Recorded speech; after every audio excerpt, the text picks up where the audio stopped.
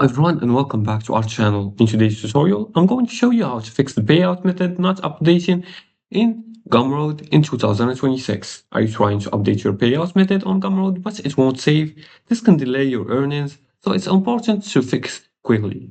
So let's troubleshoot it step by step. The first thing you want to do is to double check the bank or PayPal details.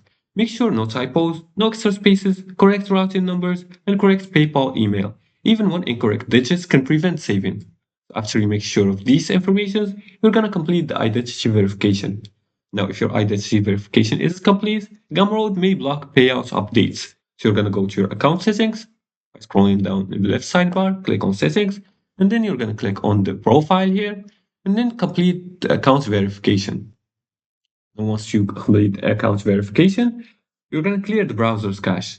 If the form won't save, clear the cache and try incognito mode or switch browsers. Sometimes it's a browser issue, not an account issue. You can do that by clicking on the three dots here, and you can click on the delete browsing data and choose the cookies and other sites data and cache the image files and click on clear now.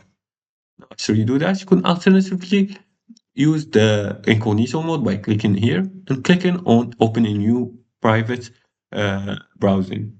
Now, after that, we're gonna check the country restriction. Some payout methods are restricted in certain countries, so make sure to check that out. Now, check require additional verification. Make sure your payment method is supported in your region and disable VPNs.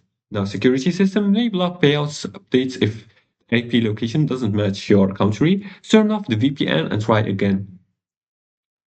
Now, if your payout method isn't updated, it's usually caused by incorrect details, incomplete verification, or browser's issue.